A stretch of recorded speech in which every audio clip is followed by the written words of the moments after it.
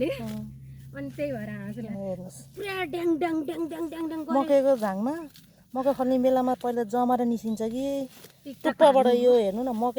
मकै फल्या हो कि अब जमरा हो कि यो के हो यो अब ल हेर्नुहोस् तपाईँहरू नि पत्ता लगाइदिनुहोस् यो भनिदिनुहोस् मैले यो बुझिनँ यस्तो हुनुपर्ने हो खास मकैमा यसरी माथिबाट यसरी होइन जमरा आएर बल्ल यहाँ घोगा च्याप्ने हो घोगा च्यापेपछि बल्ल यसरी अनि यो मकैको चाहिँ म छक्कै परेँ ल हेर्नु मुनिबाट देखाइदिन्छु यसको अनि यो टुप्पामा जमरा हुनुपर्ने ठाउँमा जुङ्गा छ ल भन्नु न ल मकैको जुङ्गा आइसक्यो ल यसको जमरा खोइ जमरा अनि यसलाई के भन्ने यो बतासे भुडी गएको यसले केपी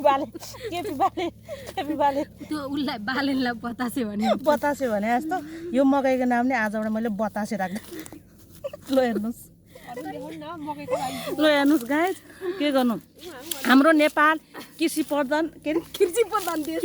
प्रधान देश हो एउटा मकैमा हेर्नुहोस् गाइस एउटा दुईटा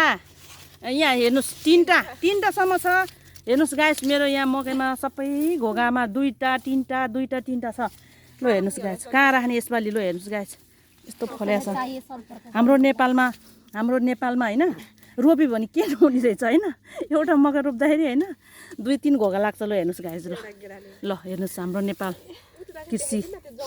ल हेर्नुहोस् गाइस त्यो मात्रै होइन गाइस म अर्को पनि देखाउन चाहन्छु तपाईँहरूलाई अनि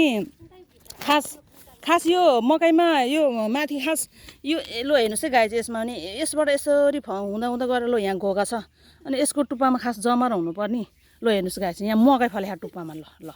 यो यसलाई के भन्ने अब म ल हेर्नुहोस् सबै टुप्पामा मकै फल्या छ मुनि पनि मकै छ माथि पनि मकै छ ल हेर्नुहोस् गाइस एउटा मात्र होइन धेरै सबै त्यस्तै छ म अब धनी हुने भए मैले अब काठमाडौँमा घर किनेर बनाउँ